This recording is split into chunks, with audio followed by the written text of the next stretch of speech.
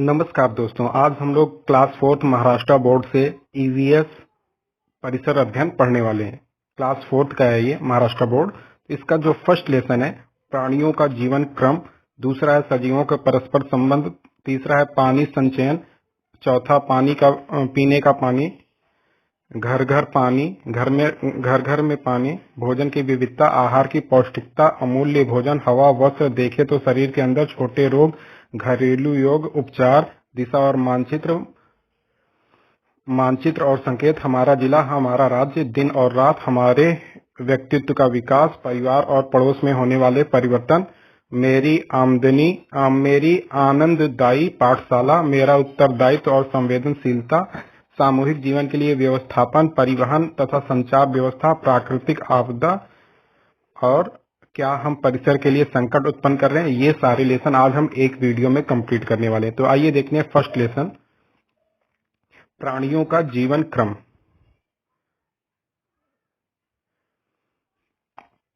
प्राणियों की वृद्धि। बकरी के मेमने और वयस्क बकरी, इनके बाह्य रूपों में बहुत अंतर नहीं होता। बिल्ली के बिलौटे और बड़ी बिल्ली में भी अधिक अंतर नहीं होता। ये प्राणी अंडे नहीं देते। इनके शिशुओं में वृद्धि उदर पेट में होती है। माँ के उदर से ही इनका जन्म होता है। ये प्राणी अंडे नहीं देते, परंतु कौवा, मकड़ी, गिरगिट जैसे कुछ प्राणी अंडे देते हैं। मुर्गी के चूजों का अंडों से जन्म। चींटियां, तितलियां, मछलियां, मेढक, सांप, ये सभी प्राणी अंडे देते हैं। इन प्राणियों के अंडे हमें यहाँ वहाँ दिखाई नहीं देते। कुछ अत्यंत छोटे प्राणियों के अंडे भी बहुत छोटे होते हैं। ये तो हमें आसानी से दिखते ही नहीं, अतः हमारे ध्यान में ही नहीं आता कि ये प्राणी अंडे देते हैं, परंतु मुर्गी अंडे देती है। हमें इसका निश्चित रूप में जानकारी होती है। मुर्गी के अंडे इतने बड़े होते हैं कि ये हमें आसानी से दिखाई देते हैं। अंडे सेना। अंडे को हल्की गर्मी देने के लिए मुर्गी के अंडों पर बैठने की क्रिया को अंडे सेना कहते हैं। मुर्गी अंडे देती है। अंडों के अंदर उसके चूजों की वृद्धि होने के लिए हल्की गर्मी की आवश्यकता होती है। उसके लिए अंडे देने के बाद मुर्गी अंडों पर बैठती है और अंडे को सेती है। अंडे के अंदर स्थित चूजे धीरे धीरे बढ़ने लगते हैं। वृद्धि पूर्ण होने पर चूजे अंडे के आवरण को तोड़कर बाहर निकलते हैं। चूजे के कुछ बड़े होने तक मुर्गी इन चूजों का ध्यान रखती है।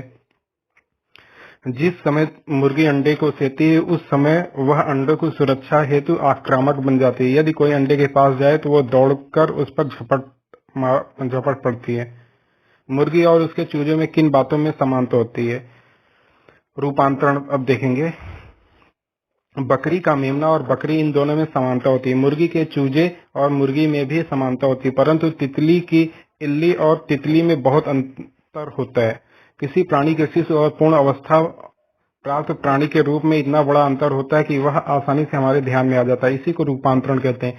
तितलियों में होने वाला रूपांतरण। सुंदर आकार वाली और विभिन्न रंग बिरंगी रंगों वाली तितलियां हमारे परिसर का एक भाग हैं। तितलियों का जीवन वनस्पतियों के सानिध्य आसपास में बीतता है। तितलियों की वृद्धि होते समय उनमें अंडा, इल्ली, लार्वा, कोशित और प्रौढ़, ये 4 अवस्थाएं होती हैं। प्रौढ़ अवस्था को ही हम तितली कहते हैं। व्याघ्र सलभ नामक तितली हमारे आसपास बड़ी संख्या में दिखाई देती है। इसके द्वारा हम देखते हैं कि तितलियों की वृद्धि कैसे होती है। व्याघ्र सलभ तितली की मादा मदार की पत्तियों पर अंडे देती है। लगभग 6 से 8 दिन में इन अंडों में से डिंभक बाहर आते हैं। तितलियों के डिंभक को इल्ली कहते हैं।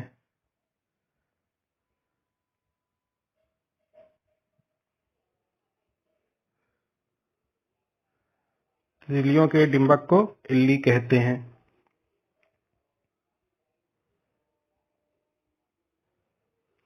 तितली की इल्ली अंडे में से बाहर निकलती है और वह तुरंत खाना प्रारंभ कर देती है। जिस पत्ती पर वह अंडे में से बाहर निकलती है वह उसी पत्ती को कुतर कर खाना प्रारंभ कर देती है। उसके खाने का वेग बहुत अधिक होता है, इसलिए उसकी वृद्धि बहुत तेजी से होती है। नया शब्द सीखें। केचुल शरीर की वृद्धि होते समय कम चुस्त पड़ने वाले शरीर का आवरण है। पहले 2 से 2.5 दिनों में व्याघ्र सलभ तितली की इल्ली में इतनी वृद्धि होती है कि उसके केचुल उसके लिए कम पड़ जाती है, परंतु पुरानी केचुल के अंदर बढ़े हुए शरीर पर नई केचुल आ जाती है। यह केचुल ढीली होती है। अब इल्ली पुरानी केचुल में से बाहर आ जाती है। इस क्रिया को इल्ली का केचुल छोड़ना कहते हैं। इसके बाद वह फिर से पत्तियों को कुतर कर खाना शुरू कर देती है। इसकी पुनः तेजी से वृद्धि होती है। 2-2.5 दिनों में वह फिर से केचुल छोड़ देती है। इस तरह 4 बार केचुल छोड़ती है। व्याघ्र सर्प तितली इल्ली की अवस्था में से 10 से 12 दिनों तक रहती है। अंतिम केचुल छोड़ने के बाद यह इल्ली किसी डंठल पर अथवा पत्ती पर रेशम जैसे धागों की गुंडी बनाती है। इस गुंडी पर लटकी रहती है। इस समय केचुल छोड़ते ही अंदर का कोशित दिखने लगता है। वृद्धि की इस अवस्था को कोशावस्था कहते हैं। कोश के अंदर व्याघ्र सर्प तितली लगभग 11 अथवा 12 दिन तक रहती है। इस अवस्था में वह कुछ खाती नहीं। इसके शरीर में महत्वपूर्ण परिवर्तन होते रहते हैं। आकर्षक पंख निकलते हैं। उनमें से कुछ परिवर्तन होता है। इसी कोशित के अंदर ही व्याघ्र सर्प तितली के वृद्धि पूर्ण होते ही बाद में प्रौढ़ व्याघ्र सर्प तितली कोशित के आवरण में से बाहर आती है। इस अवस्था में व्याघ्र सर्प तितली के 6 लंबे पैर और आकर्षक पंख होते हैं। सभी तितलियों की वृद्धि इसी प्रकार होती है। क्या आप जानते हैं? प्रायः निर्धारित होता है कि तितली की मादा किस वनस्पति की पत्तियों पर अंडे देने वाली है। विभिन्न प्रकार की तितलियों के अंडे में से इल्ली के बाहर निकलने का समय कम अधिक होता है। इल्लियों में बहुत विविधता होती है। विभिन्न प्रकार की इल्लियों के रंग अलग अलग होते हैं। उनका शरीर लंबो तरह होता है। कुछ ऐसी इल्लियां भी होती है जिनके शरीर पर रोए जैसे तंतु होते हैं। ये विभिन्न प्रकार की तितलियों के चित्र हैं। उसके बाद क्या तुम जानते हो, अच्छी तरह बिनकर साफ किए गए अनाज हम डिब्बे में भरकर रखते हैं। फिर कुछ दिनों बाद डिब्बे का ढक्कन हटाने पर उसमें कीड़े लगे हुए दिखाई देते हैं। अनाज के गोदाम, बनिए की दुकान, हमारे घर, किसी भी स्थान पर रखे गए अनाज में कीड़े हो सकते हैं। कीड़ों की मादा इन अनाजों में अंडे देती तो भी ये हमें दिखाई नहीं दे सकते, क्योंकि ये आकार में अत्यंत छोटे होते हैं। अनाज रखे गए डिब्बों के अंदर की हवा और वहां की गर्मी उमस इन अंडों की वृद्धि के लिए पर्याप्त होती है। यही कारण कि डिब्बे में इनकी वृद्धि होती है। इन कीटकों की भी अंडा, इल्ली, कोशित, प्रौढ़ ऐसी 4 अवस्थाएं होती हैं। जब हम डिब्बा खोलते हैं तब अनाज में ये कीटक वृद्धि की जिस अवस्था में होते हैं उसी अवस्था में हमें दिखाई देते हैं। हमने क्या सीखा? मुर्गी के चूजे की वृद्धि होने के लिए मुर्गी अंडे से पूर्ण वृद्धि प्राप्त चूजे आवरण को तोड़कर बाहर निकल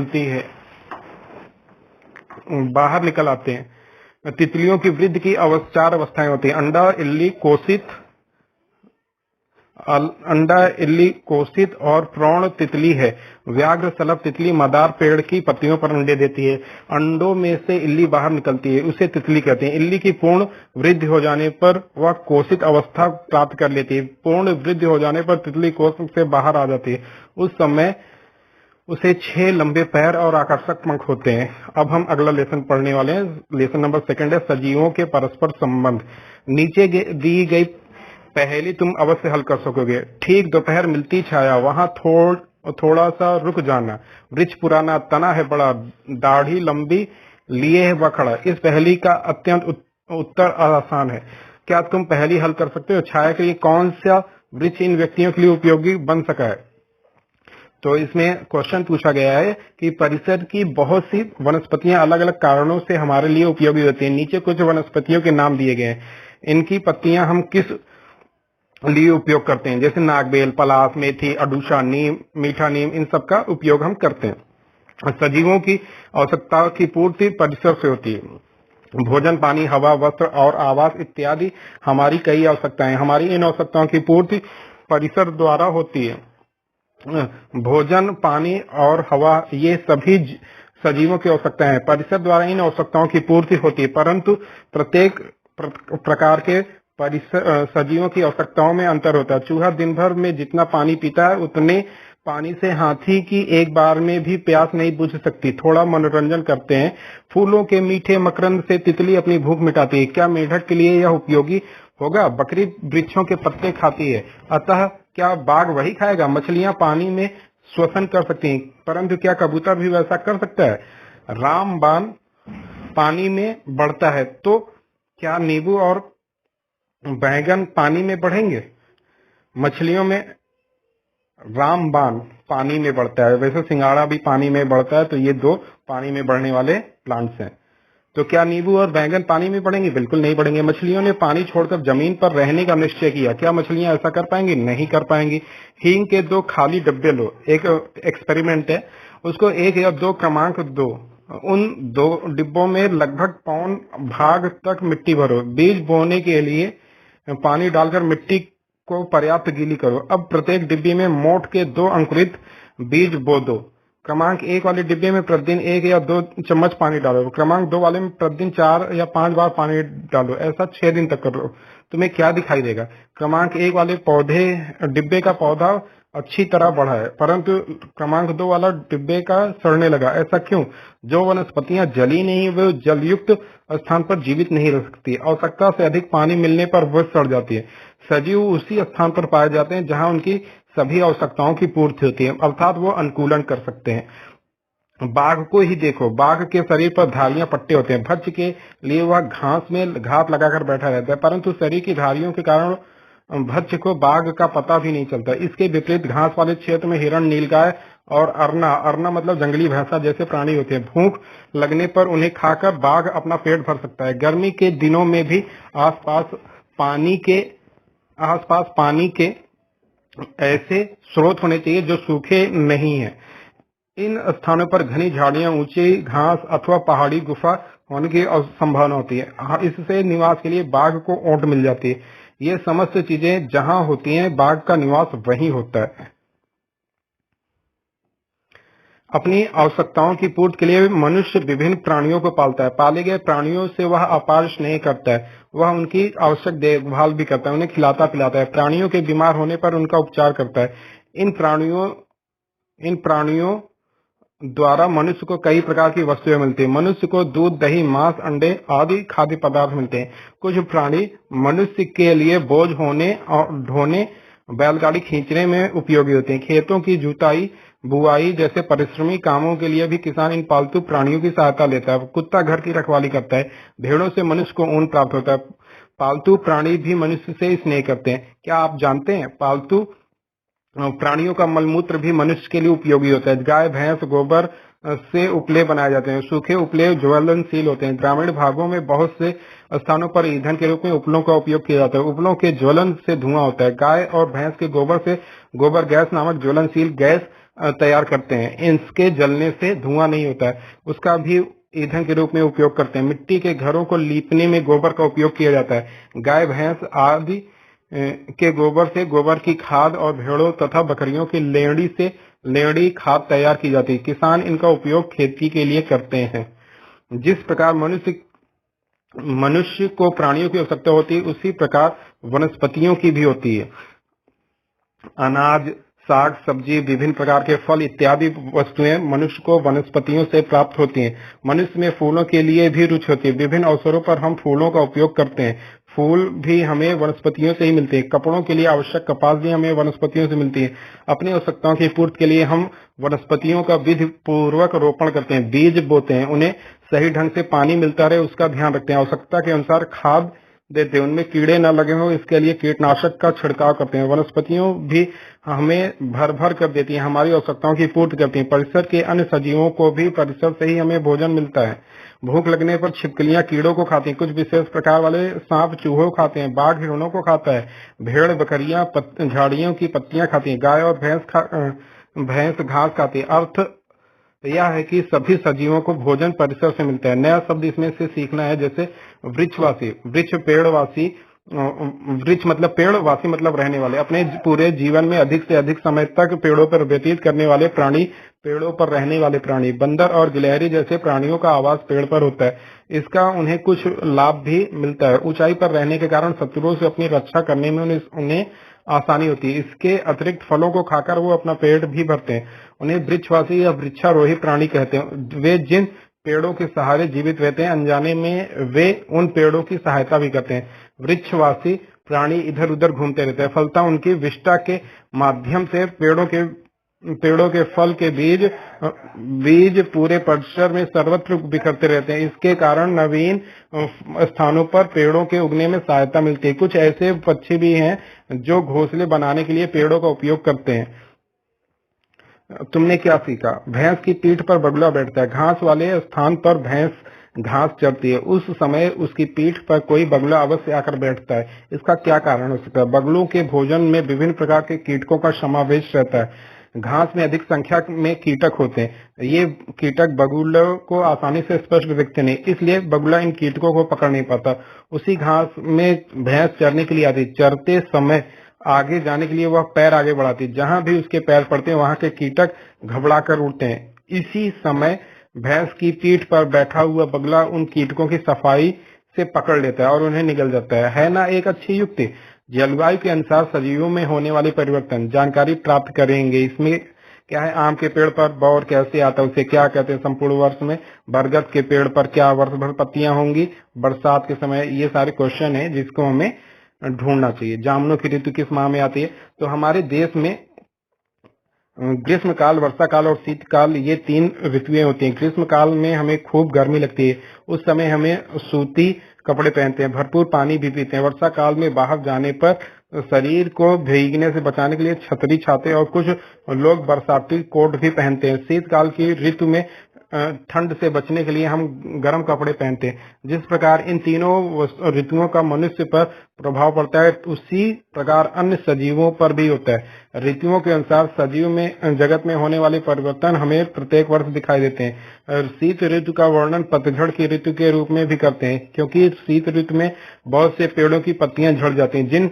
प्राणियों के शरीर पर बाल होते हैं, उनमें से कुछ प्राणियों के शरीर के बाल अत्यंत घने होते हैं, जिसके कारण ठंड से उनके अपने आप रक्षा होती है। भेड़ों, कुछ प्रकार की बकरियों और कुछ प्रकार के खरगोशों में वृद्धि उल्लेखनीय होती है। शीतकाल का प्रारंभ होते ही आमों में फूल आने लगते हैं, उन्हें हम आम का बौर कहते हैं।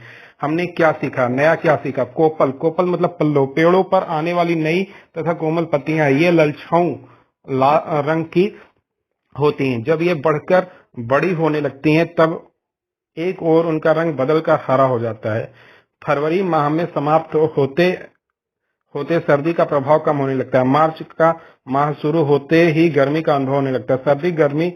सर्दी समाप्त होने पर गर्मी शुरू हो जाती है। इस समय अधिकांश पेड़ों में कोपले, पल्लव फूटते हैं। जंगलों में सब और ललछाऊ रंग वाली मुलायम कोमल पत्तियां दिखने लगती हैं। कोयल पक्षी की सुरीली आवाज भी कुछ स्थानों पर सुनाई पड़ती है। गर्मी में बाजार में आम तथा तरबूज भरपूर आते हैं। यह इन फलों का मौसम होता है। महाराष्ट्र में सर्वत्र आम के पेड़ होने पर भी आम के लिए कोकण विशेष रूप से जाना जाता है, क्योंकि कोकण में गर्मी में आम के साथ ही काजू का मौसम होता है। पहाड़ी ढलानों पर काजू के छुपों के लाल पीले ठोंड सर्वत्र दिखाई देते हैं। जून माह में आकाश में सर्वत्र काले बादल अपनी उपस्थिति दिखाने लगते हैं। बरसात की आहट लग जाती है। उस समय तक बाजार में कटहल, करौंदे तथा जामुन के फल भी आ जाते हैं। घास और अन्य कुछ बरसाती वनस्पतियों के बीज सर्वत्र बिखरे हुए होते हैं। बरसात होते ही इन बीजों में अंकुर फूटते हैं। घास और कुछ अन्य वनस्पतियां बढ़ने लगती हैं। आसपास सभी और हरियाली आंखों को शीतलता प्रदान करती है। कभी कभी किसी सायकाल को 7 रंगों वाला इंद्रधनुष भी दिखाई देता है। चारों ओर पानी होते ही मेढक दिखने लगते हैं। कभी कभी एक ही सुर में उनकी टर टर की आवाज कानों में पड़ती है। बरसात समाप्त होते ही कड़ाके की सर्दी पड़ती है। इससे मेढकों को कष्ट होता है। वे जमीन के अंदर गहराई में जाकर नींद लेते हैं। उनकी यह नींद लगभग 7-8 महीने तक चलती है। भोजन के लिए हम खेती पर निर्भर होते हैं। बरसात, ठंडी तथा गर्मी की ऋतुओं में खेती संबंधी निश्चित काम करते हैं। हमने क्या सीखा, हमारी और अन्य सभी सजीवों की आवश्यकताओं की पूर्ति परिसर द्वारा होती है। हर प्रकार की सजीवों की आवश्यकताओं विभिन्न प्रकार की होती हैं। बंदर तथा गिलहरी वृक्षवासी प्राणी, उनको पेड़ों द्वारा आधार, सहारा और भोजन मिलता है। उनकी विष्ठा के माध्यम से बीज सर्वत्र बिखर जाते हैं, इसलिए नए स्थानों पर पेड़ अंकुरित होते हैं। कुछ प्राणियों को घोंसले बनाने में भी पेड़ों का उपयोग होता है। जिन स्थानों पर सजीवों की आवश्यकताओं की पूर्ति होती है, वे सजीव उन्हें स्थानों पर पाए जाते हैं। ऊंची घास की आड़ में घात लगाकर बैठने पर ही बाघ को भक्ष्य मिलता है, इसलिए बाघ घास वाले स्थानों पर पाए जाते हैं। जो वनस्पति जलीय वनस्पति नहीं है, वह पानी वाले स्थानों पर टिक नहीं सकते। सजीवों पर जलवायु के परिवर्तन का प्रभाव पड़ता है। शीतकाल में पेड़ों की पत्तियां झड़ जाती हैं, जबकि बाल वाले प्राणियों के शरीर की बाल सघन हो जाते हैं। ग्रीष्म काल का प्रारंभ होते ही पेड़ों पर कोपले फूटती हैं। वर्षा काल में सर्वत्र हरियाली दिखाई देती है। मेढक दिखने लगते हैं। तो ये लेसन भी कंप्लीट हो गया। हम अब अगली लेसन की ओर बढ़ रहे हैं, जो है पानी संचयन। इसमें करके देखो, जो एक्टिविटी है वो तो कर लिया जाएगा। अब इसमें जो महत्वपूर्ण है वो देखेंगे, पुरातन जल भंडार। हम पुरातन जल भंडार को हम कैसे रख सकते हैं। हमारे राज्य में पुरातन काल में पानी संचयन की कई विधियां प्रचलित थी। अब उनका अधिक उपयोग नहीं किया जाता, परंतु उनके अवशेष सब जगह नजर आते हैं या दिखाई देते हैं। उनमें से कुछ तो अत्यंत सुंदर हैं। कुछ जल भंडारों का पानी कभी सूखता नहीं। पहला है कुआं। वर्षा का कुछ पानी रिस कर जमीन के अंदर चला जाता है, उसे प्राप्त करने के लिए कुएं खोदे जाते हैं। दूसरा है किले के तालाब और टंकियां।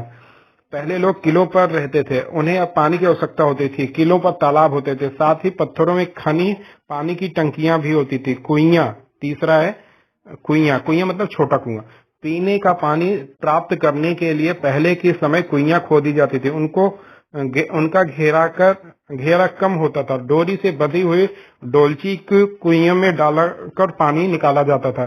सांगली जिले में आटपाड़ी नामक एक गांव है। उस गांव में पहले प्रत्येक बाड़ी बस्ती में छोटा कुआं था। इन कुइयों में पूरे वर्ष भर पानी रहता था। समयांतर में इस गांव में नल द्वारा पानी की आपूर्ति होने लगी। इसके बाद कुइयों का उपयोग बंद हो गया। उन सभी को पाटकर बंद किया गया। अब उस गांव में बहुत ही कम कुइयां बची हैं। बहुत से गांवों में ऐसा ही हुआ है। नदी तथा मेड़। नदी का पानी रोकने के लिए नदी पर पत्थर तथा मिट्टी की मेड़ें धुस बनाई जाती हैं। पांचवा है पुराने तालाब। कम वर्षा वाले क्षेत्र अथवा जिस क्षेत्र में बड़ी नदी ना हो, वहां पहले तालाब निर्मित किए जाते हैं। इसके निर्माण में पत्थर तथा चूने का उपयोग किया जाता है। छठा, पुराने हौज कुंड। प्राचीन काल में पानी का संचयन करने के लिए हौज या कुंड का उपयोग किया जाता था। मुख्य रूप से प्राचीन काल के बड़े शहरों में ऐसे हौज होते थे। उनमें से कुछ आज भी उपयोग में है। कुछ तुम्हारे शहर में पानी का संचय करने वाली ऐसी पुरानी व्यवस्था है, पता लगाकर बताना है आपको। सावनी और अमे के घर में नल से पानी आता है, इसलिए पूर्व काल से उपयोग में लाई जाने वाली घर की कुइयां के पानी का उपयोग नहीं किया जाता। इस कारण दादी बहुत चिढ़ गई थी।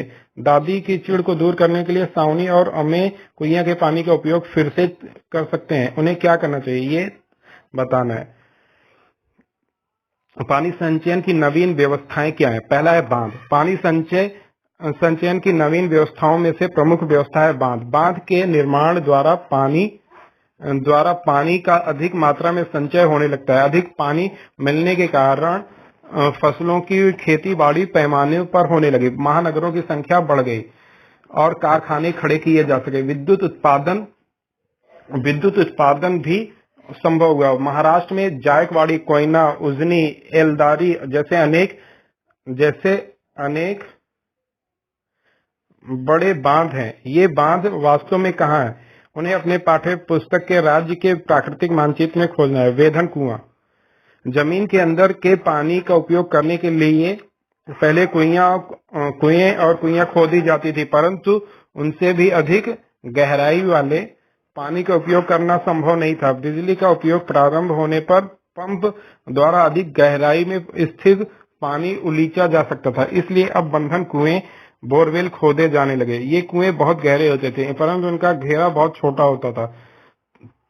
थोड़ा सोचना है, तुम जहाँ रहते हो क्या उस क्षेत्र में पानी के संचय की पुरानी विधियां, इसकी जानकारी प्राप्त करो। अब ऐसा पानी का उपयोग कैसे किया जा सकेगा, इस पर सोचना। नदी, बांधों, कुओं और तालाबों इत्यादि जल भंडारों का पानी कहाँ से मिलता है। अगला है प्याऊ। घर से बाहर जाने वालों को प्यास लगने पर पीने के लिए पानी की आवश्यकता होती है। इसके लिए कुछ स्थानों पर मिट्टी के घड़े, बड़े घड़े, कामोरों अथवा मध्यम आकार वाले घड़ों में पानी भरकर पीने की सुविधा की जाती थी। इसे प्याऊ या पौशला कहते हैं। उसके लिए कोई पारिश्रमिक नहीं लिया जाता है। कोई व्यक्ति अथवा संस्था ऐसे प्याऊ शुरू करते हैं। इसमें लोगों को पानी पीने के लिए पेयजल की सुविधा प्राप्त होती थी। विशेष रूप से गर्मी के मौसम में इसका उपयोग होता था। छत्रपति शिवाजी महाराज ने किला बनवाते समय निम्न अनुसार सूचित किया था। गढ़ पर पहले उदक मतलब पानी की उपलब्धता देखते ही किले का निर्माण किया जाए। पानी न हो तो उस स्थान पर यदि किले का निर्माण करना आवश्यक हो तो पहले चट्टान तोड़कर तालाब बनाए हैं, गढ़ पर झरने भी हैं जिससे पानी की आवश्यकता पूर्ति हो, तो भी केवल उतने में निश्चित न हो। इसके लिए वैसा स्थान पर संचित पानी के रूप में 2-4 तालाब निर्मित करें। उनके पानी खर्च न होने दें। गढ़ के पानी को बहुत जतन से सहेज कर रखें। हमने क्या सीखा? पानी संचयन का पारंपरिक विधि, आधुनिक विधि और पानी का किफायती उपयोग, ये हमने इस लेसन में सीखा। अब अगला है लेसन पीने का पानी। पीने के पानी में हम देखते हैं घुलने वाले पदार्थ बर्तन के संपूर्ण पानी में फैल जाता है। साधारण नमक पानी में घुलने पर नमकीन हो जाता है, शक्कर घुलने पर मीठा हो जाता है। नए शब्द सीखना है। विलयन, जब पानी में कोई पदार्थ घुलता है तब पानी और उस पदार्थ का मिश्रण बनता है। इस मिश्रण को उस पदार्थ का विलयन या घोल कहते हैं। जैसे हमने चीनी को पानी में घोला तो जो शरबत बना वो शरबत क्या कहलाएगा? विलयन कहलाएगा। जब किसी व्यक्ति को दस्त और उल्टी होने लगे तो हमें पानी में शक्कर नमक घोलकर तैयार किया विलयन उसे पानी के लिए देते हैं। इस मिश्रण को जल संजीवनी कहते हैं। अस्पतालों में रोगियों को सलाइन या ग्लूकोज की बोतलें चढ़ाई जाती हैं। सलाइन का अर्थ है नमक का विलयन। कभी कभी उसमें ही अन्य औषधियां भी घोलकर रोगी को दी जाती हैं। ये उपयोगी विलयन के उदाहरण है। क्या आप जानते हैं सागर का पानी स्वाद में नमकीन खारा लगता है क्योंकि वह नमक का प्राकृतिक विलयन है। हमें पीने के लिए सागर के पानी का उपयोग नहीं कर सकते। अलग अलग कुओं के पानी का स्वाद भिन्न भिन्न होता है। ऐसा क्यों? जमीन मिट्टी में स्थित कुछ पदार्थ पानी में घुल जाते हैं। कुओं के पानी में उनका स्वाद भी आ जाता है, परंतु यह यदि पानी में कुछ भी घुला न हो तो पानी का कोई स्वाद नहीं होता। सोडा वाटर की बोतल का ढक्कन खोलते ही किसी गैस के बुलबुले फुसफुसाहट के साथ ऊपर आने लगते। सोडा वाटर तैयार करते समय उसमें बचा उच्च दाब और कार्बन डाइऑक्साइड नामक गैस घोली जाती है। ढक्कन खोलते ही दाब कम हो जाता है और गैस फुसफुसाहट के साथ बाहर आ जाती है। तो डूबने वाली वस्तुएं पानी से भारी होती हैं, तैरने वाली वस्तुएं पानी से हल्की होती हैं।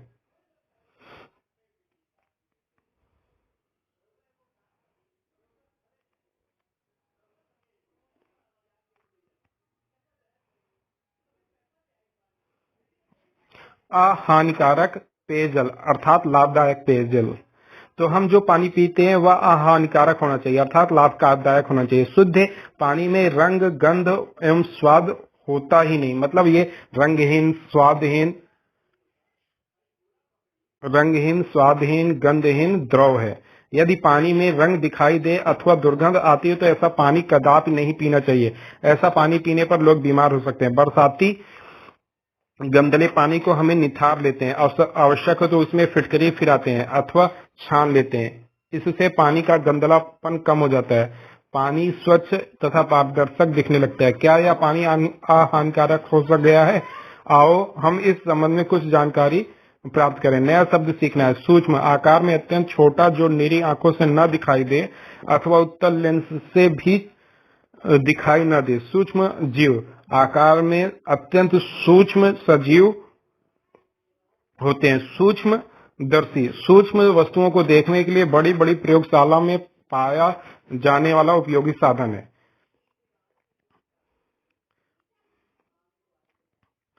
यदि दही का एक कण अथवा छाछ की एक बूंद लेकर इसे किसी स्लाइड कांच पट्टी पर रखें और उसे सूक्ष्मदर्शी द्वारा देखें तो उसमें हमें सूक्ष्म जीव दिखेंगे। यह सूक्ष्म जीव दूध का दही में रूपांतरण करते हैं। ये सूक्ष्म जीव हमारे लिए उपयोगी होते हैं, परंतु सभी सूक्ष्म जीव उपयोगी नहीं होते। कुछ सूक्ष्म जीव यदि हमारे शरीर के अंदर चले जाएं तो हमें रोग हो सकता है। ऐसे सूक्ष्म जीवों को हानिकारक सूक्ष्म जीव कहते हैं। हमारे चारों ओर अनेक प्रकार के सूक्ष्म जीव होते हैं।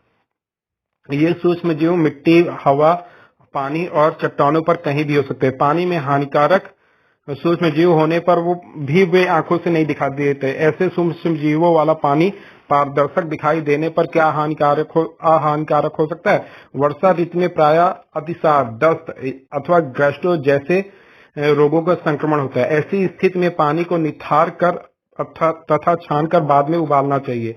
पानी उबालने से उसमें समाविष्ट सूक्ष्म जीव नष्ट हो जाते हैं और रोग होने का भय नहीं रहता। हमने क्या सीखा? कुछ पदार्थ पानी में घुल जाते हैं तो कुछ पदार्थ घुलते ही नहीं। वस्तुएं पानी में कुछ वस्तुएं पानी में तैरती हैं तो कुछ पानी में डूब जाती हैं। कुछ वस्तुएं पानी के निचले तल में जमा होती हैं। गंदले पानी को स्वच्छ करने के लिए उसे स्थिर रख देते हैं। गाद तली में जमा हो जाने पर पानी में फिटकरी घुमाते हैं अथवा पानी छान लेते हैं। छाने गए स्वच्छ तथा पारदर्शक पानी में भी सूक्ष्म जीव हो सकते हैं। उत्तम स्वास्थ्य के लिए पानी अहानिकारक बनाकर पीना आवश्यक है। उसके लिए सूक्ष्म जीवों को नष्ट करना आवश्यक है। अब हम अगला लेसन पढ़ेंगे जिसका नाम है घर घर में पानी। हमें पानी की निरंतर आवश्यकता पड़ती है। आवश्यकता अनुसार पानी मिलता रहे इसके लिए उसे घर में संचित करके रखना पड़ता है। बहुत पहले पानी के संचय के लिए पीतल अथवा तांबे के हंडों, कलशों और मिट्टी से बने घड़ों का उपयोग दैनिक जीवन में किया जाता था। इसके अतिरिक्त घर घर में हौज, टंकियां भी बनाई जाती थी, परंतु वर्तमान समय में पानी का संचय करने के लिए प्रायः इस्पात तथा प्लास्टिक के बर्तनों और वस्तुओं का उपयोग किया जाता है। पीने के पानी का पेयजल के प्रति सावधानियां। उत्तम स्वास्थ्य के लिए पानी अहानिकारक होना आवश्यक है। यदि हम दूषित पानी पीते रहे तो इससे रोग होने की संभावना बढ़ जाती है। इसके लिए पीने तथा भोजन बनाने के लिए पानी का संचय करते समय विशेष सावधानी रखी जाती है। पीने के पानी तथा भोजन बनाने में उपयोगी पानी के बर्तनों को हम ढककर रखते हैं। ऐसा करने से पानी में धूल, मिट्टी तथा कचरा इत्यादि नहीं गिरता। बर्तन में हाथ डुबाकर पानी निकालने से हाथों में लगी गंदगी पानी में पहुंच जाती है। इसलिए बर्तन में से पानी निकालने के लिए लंबे हत्थे वाले कलछों का उपयोग करते हैं। पानी निकालने के बाद उस पर तुरंत ढक्कन लगा देते हैं। परंतु पानी के बर्तनों में से निकालने की सबसे उत्तम विधि है बर्तन का सही स्थान पर टोटी लगा होना। ऐसा करने से पानी की बर्बादी नहीं होती और पानी निकालना भी आसान होता है। किसी बर्तन का पूरी पानी समाप्त हो जाता है तब उसमें फिर से पानी भरने से पहले उसे अच्छी तरह धोकर साफ स्वच्छ कर देते हैं। जब हम ऐसी सावधानी रखते हैं तब पीने का पानी स्वच्छ बना रहता है। क्या आप जानते हैं पानी बासी नहीं होता। घर में पिछले दिन भर कर रखा गया पानी कुछ लोग अगले दिन फेंक देते हैं। इसके बाद दूसरे दिन फिर से बर्तन में पानी भरते हैं। उन्हें लगता है पानी बासी हो गया, परंतु यह समझना कि पूर्णतः गलत बात है। पानी फेंकने का अर्थ है अच्छे पेय पानी को व्यर्थ करना। पानी गंदा हो जाए तभी पीने के अतिरिक्त दूसरे कामों में उपयोग करो। थोड़ा सोचना है। पानी भरकर रखने के लिए इस्पात तथा प्लास्टिक के बर्तनों को लोग अधिक क्यों पसंद करने लगे। मकानों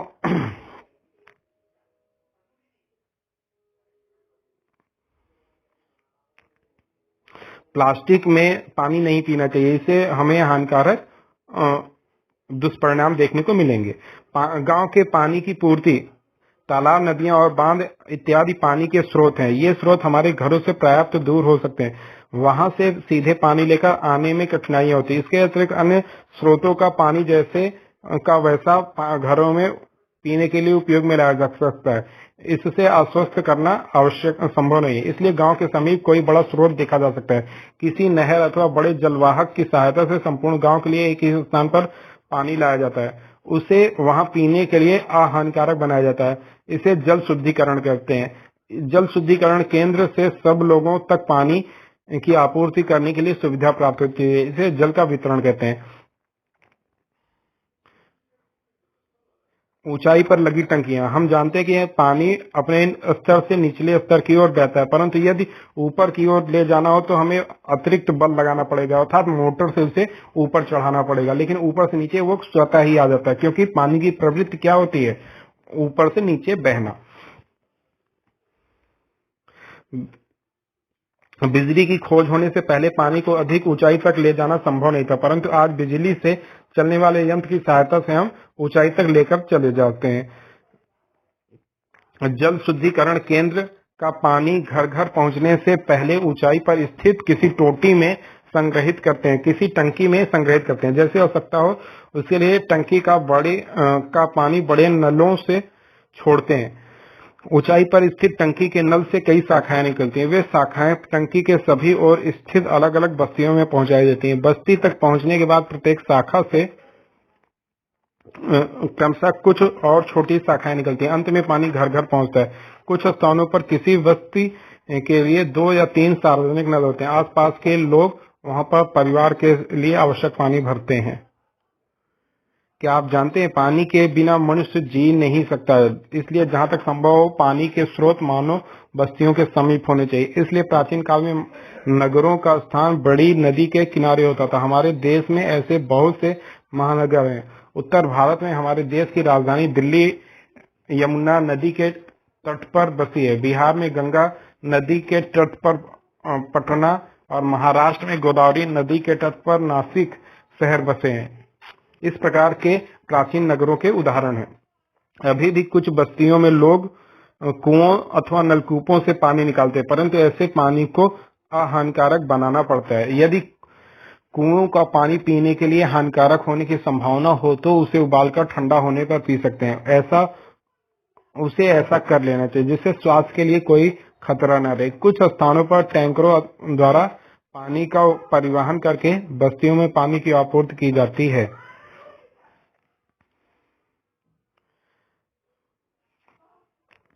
जल का शुद्धिकरण तथा उसे ऊंचाई पर टंकी पहुंचाने की प्रक्रिया में बहुत से लोग काम करते रहते हैं। वहां के यंत्रों को चलाने के लिए बिजली या डीजल जैसे ईंधन का उपयोग करना पड़ता है। इसके लिए बहुत अधिक खर्च करना पड़ता है। इसलिए स्वच्छ पानी एक मूल्यवान पदार्थ बन जाता है। अब हम जिस प्रकार मूल्यवान वस्तुओं को सहज कर रखते हैं, ठीक उसी प्रकार पानी को भी सोच समझकर खर्च करना चाहिए। भर कर रखा हुआ नल का पानी व्यर्थ न जाने दें और खराब भी न होने दें। पानी की बचत कैसे करें? मुंह धोने के लिए लिया गया पानी बच जाए तो उसे तुरंत फेंक देते हो या फिर उसे उपयोग में लाने हेतु वैसा ही रखते हो। तो ये सारी चीजें नहीं करनी चाहिए। हमने क्या सीखा इस लेसन में? हमें पानी का निरंतर उपयोग करना पड़ता है, इसलिए घर में पानी का संचय करते हैं। दूसरा, पानी का संचय करने वाले बर्तनों को ढक्कन या टोंटी हो तो पानी स्वच्छ बना रहता है और उसका उपयोग करना सुविधाजनक होता है।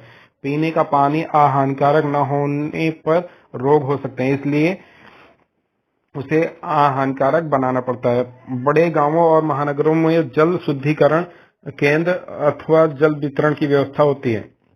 पीने के लिए उपयुक्त भंडार होना चाहिए जिससे कम खर्च हो। अब हम अगले लेसन की ओर बढ़ते हैं, भोजन की विविधता। यहाँ से यह महत्वपूर्ण लेसन है, लेसन नंबर 6 है।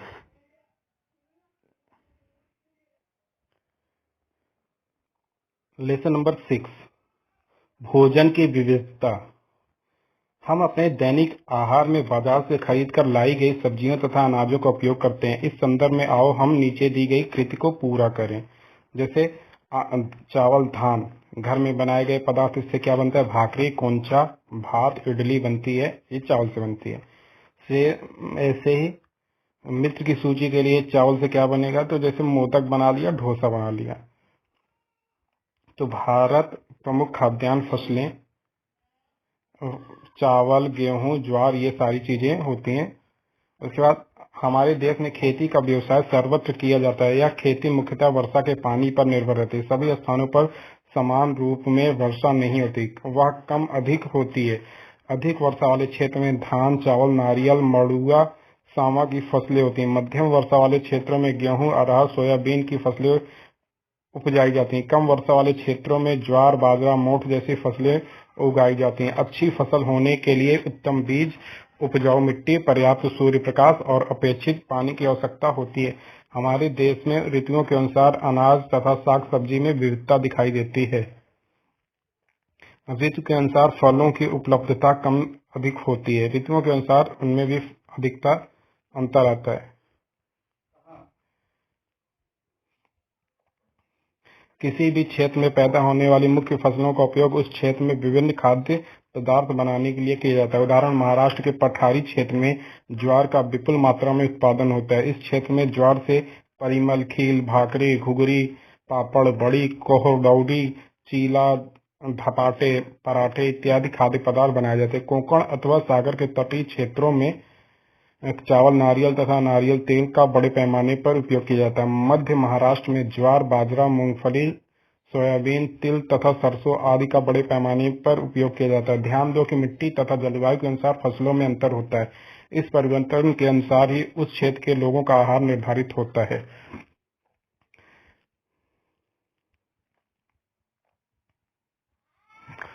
तो इस प्रकार से इस लेसन में कंप्लीट हो गया। अब अगला लेसन, आहार की पौष्टिकता।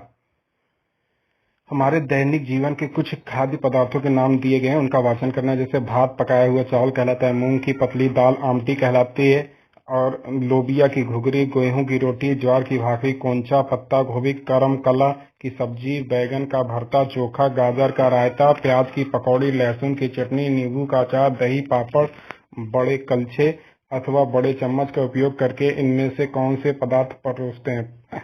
चाय के चम्मच से या उससे भी छोटे चम्मच से हम कौन से पदार्थ परोसते हैं? इन खाद्य पदार्थों के दो समूह बनाओ। एक समूह में अधिक मात्रा में खाए जाने वाले पदार्थ और दूसरे समूह में कम मात्रा में खाए जाने वाले पदार्थ लो। रोटी, चपाती, भाकरी, चावल ऐसे पदार्थ हैं जो हमारे आहार में नियमित रूप से होते हैं। अन्य पदार्थों की अपेक्षा इनका सेवन हम अधिक करते हैं। अतः गेहूं, ज्वार, बाजरा और चावल हमारे प्रमुख खाद्य पदार्थ हैं, परंतु चपाती, भाकरी, भात के साथ अन्य पदार्थ हो तो भोजन स्वादिष्ट हो जाता है। साथ ही भोजन में अन्य सभी पदार्थों का होना स्वास्थ्य की दृष्टि से महत्वपूर्ण भी होता है। हमारे भोजन में समाविष्ट अन्य सभी खाद्य पदार्थ किन खाद्यान्नों से बनाए जाते हैं? जिन विभिन्न खाद्यान्नों से ये बनते हैं उनमें से कुछ चित्र नीचे चित्र तथा नाम आगे चौखट में दिए गए हैं। उनमें से तुमने कौन से देखे? ये हमको देखना है। चौखट में दिए गए खाद्य पदार्थों को देखना है। जैसे चीकू हो गया, मिर्च हो गया, ज्वार हो गया, मूली हो गया, अंडा हो गया, लौंग, मूंगफली, तिल, बाजरा, करेला, दूध, टिकोरा, आम का टिकोरा मतलब अमिया जिसको बोलते हैं, काली मिर्च, मुर्गी, नींबू, इमली, ककड़ी, घमोए, कुसुम्भा, ये सारी चीजें होती हैं। हमने देखा कि हम जिन खाद्य पदार्थों का उपयोग करते हैं उनमें कितनी विविधता है। अलग अलग कारणों से हम विभिन्न प्रकार के पदार्थों का उपयोग करते हैं। मक्खन प्राप्त करने के लिए दूध की आवश्यकता होती है। भाकरी, कोंचा बनाने के लिए ज्वार, बाजरे का आटा लिया जाता है।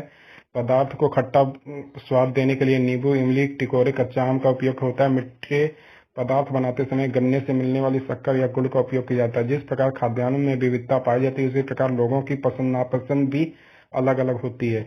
उसी प्रकार कुछ पदार्थों को हम बार बार खाना चाहते हैं और कुछ पदार्थों को खाने से बचना चाहते हैं, परंतु महत्वपूर्ण बात यह है कि खाए जाने वाले पदार्थों से हमारे शरीर की भोजन संबंधी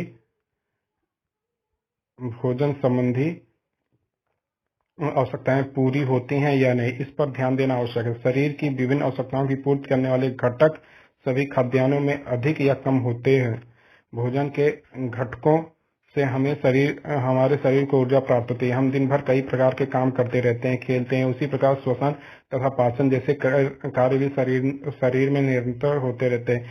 इन कार्यों के लिए भी शरीर को ऊर्जा की आवश्यकता होती है। भोजन के लिए घटकों द्वारा हमारे शरीर की वृद्धि होती है। दैनिक कार्यों में शरीर का जो क्षरण या छीजन होता है उसकी पूर्ति होती है। कुछ अन्य घटकों से शरीर हष्टपुष्ट बनता है। शरीर में ऊर्जा देने वाले पदार्थों का संग्रह होता है। कुछ ऐसे अन्य घटक हैं जिनसे शरीर की विशिष्ट आवश्यकताओं की पूर्ति होती है। उदाहरण, भोजन के लिए कुछ घटक शरीर की हड्डी मजबूत करते हैं। शरीर के कुछ घटक शरीर की रोगों का सामना करने की क्षमता प्रदान करते हैं। शरीर के सभी काम सुचारू रूप से होने के लिए पर्याप्त मात्रा में पानी की भी आवश्यकता होती है। हमारे शरीर के काम व्यवस्थित रूप से चलते रहने के लिए शरीर हष्टपुष्ट होना चाहिए। इसलिए हमारे आहार में भोजन के सभी घटक होने चाहिए। ये घटक विभिन्न प्रकार के खाद्य पदार्थों से कम या अधिक मात्रा में हमें मिलते हैं। इसलिए हम अपने दैनिक भोजन आहार में विभिन्न प्रकार के विभिन्न खाद्य पदार्थों का अदल बदल कर समावेश करते हैं।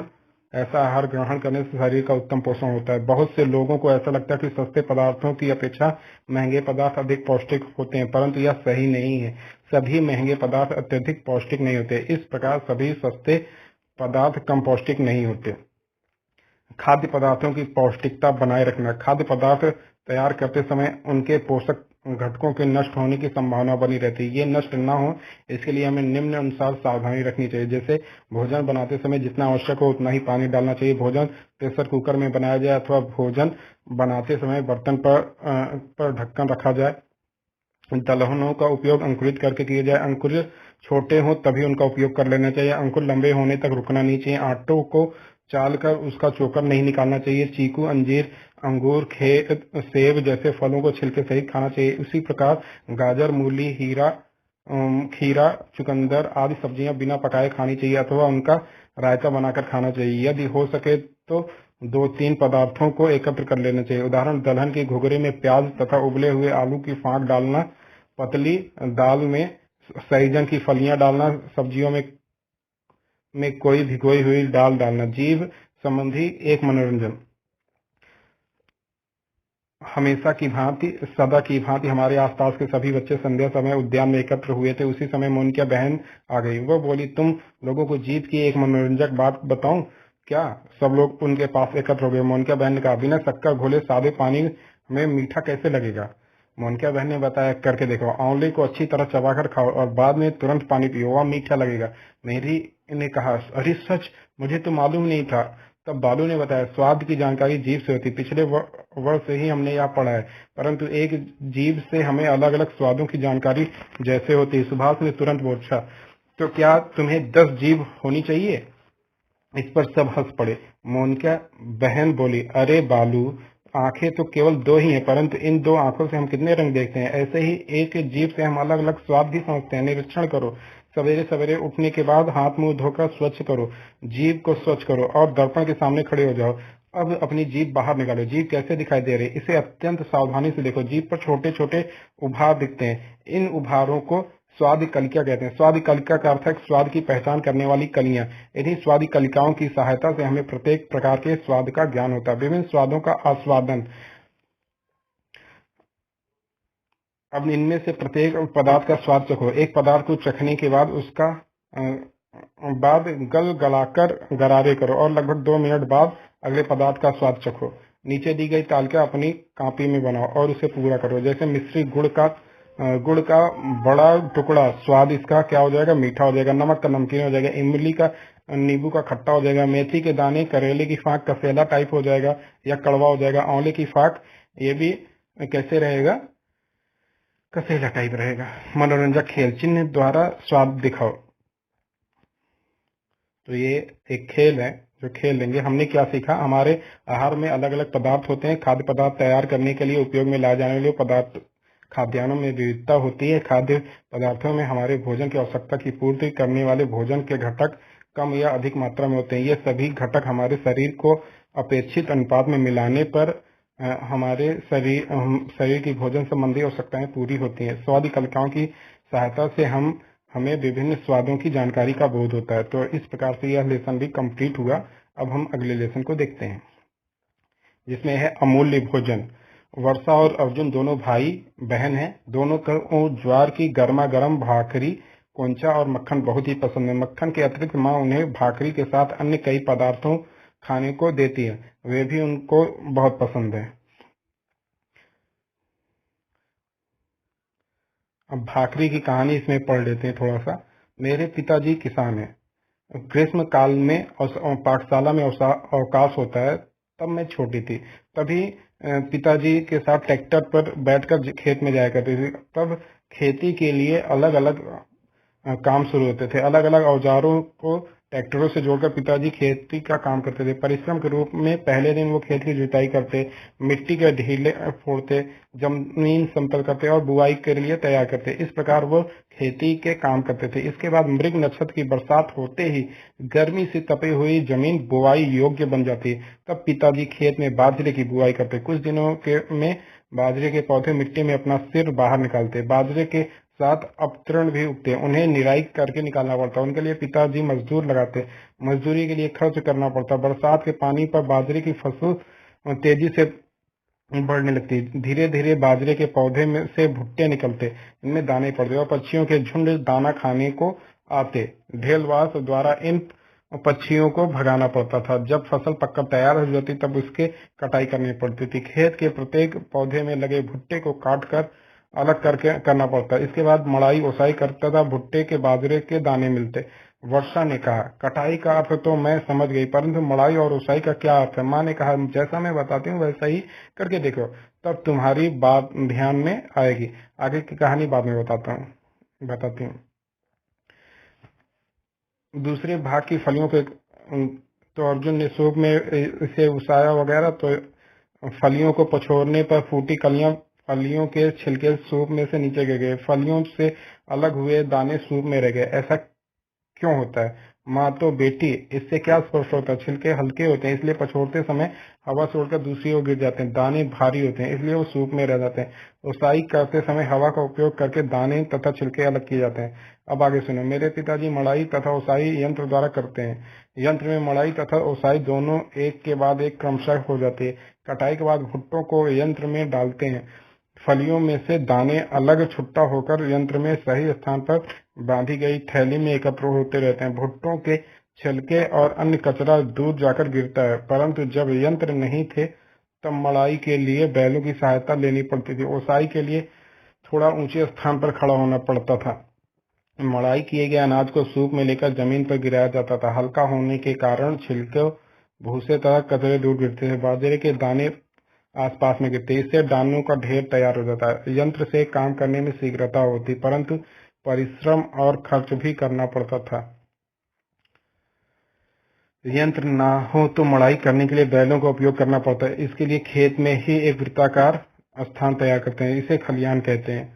खलियान के बीचों बीच एक खूंटा गाड़ते हैं, उससे बैल बांधते हैं। बैल इसी खूंटे के चारों ओर वृत्ताकार पथ पर घूमते हैं। बैलों के पैरों के नीचे सूखे भुट्टे को रखा जाता है। जब बैल इन भुट्टों पर चलता है तब उसके वजन के कारण भुट्टे तथा बालियों के दाने बाहर निकल आते हैं। फसल अधिक हो तो कई खलियान बनाए जाते हैं और कई बैलों की सहायता ली जाती है। मड़ाई का काम कई दिनों तक चलता है। यह काम बैलों के लिए भी कष्टकारक होता है।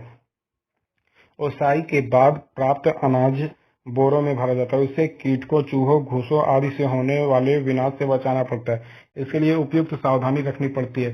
घर के उपयोग के लिए आवश्यक अनाज घर पर रख लेते हैं। बचा हुआ अनाज बैलगाड़ी में लाद कर उपज मंडी में बिक्री के लिए ले जाते हैं। अनाज के व्यापारी को अनाज बेच देते हैं, तब कहीं जाकर पिताजी को पैसे मिलते हैं। अर्जुन, परंतु भाकरी तो अब तक तैयार कहाँ हुई? माँ, अरे बेटा, भाकरी की कहानी यही समाप्त नहीं होती। अब अनाज के बोरे खुदरा बिक्री करने वाले दुकानदारों के पास आते हैं। लोग उनसे अनाज खरीदते हैं। खरीदे गए अनाज को बीन कर स्वच्छ करते हैं। अंत में उसे चक्की में पीसने के बाद आटा प्राप्त होता है। घर में इसी आटे से भाकरी बनाई जाती है। ईंधन के लिए भी खर्च करना पड़ता है, तब जाकर वर्षा और अर्जुन की थाली में भाकरी पहुंचती है। इतने सारे लोगों के पसीना बहाने के बाद अनाज तैयार होता है। ऐसे अमूल्य भोजन को बर्बाद करना या फेंकना क्या अच्छा है? बिल्कुल नहीं। क्या आप जानते हो, कुछ लोग सिंघाड़ा और कमलगट्टा जैसे पदार्थ भी खाते हैं। ये दोनों सादे पानी में उगने वाली विशेष प्रकार की वनस्पतियों से हमें मिलते हैं। इन्हें एकत्र करने, स्वच्छ करने, सुखाने और संग्रहित करने के लिए, अंत में परिवहन के लिए भी बहुत से लोगों को परिश्रम करना पड़ता है। अन्य खाद्य पदार्थ, मछलियां पानी में पाई जाती हैं। इन्हें पाने के लिए कोली लोग, जिनको मछुआरे कहते हैं, को अत्यधिक परिश्रम करना पड़ता है। कुछ लोग जंगल में उगने वाले आंवले, जामुन, करौंदे, बेर इत्यादि फल एकत्र करते हैं, इसलिए उन्हें जंगलों में भटकना पड़ता है। कुछ लोगों के पास सब्जियां अथवा फलों के बाग होते हैं, तो कुछ लोग मुर्गी पालन, जिसको कुक्कुट पालन तथा पशुपालन आदि का व्यवसाय करते हैं। इन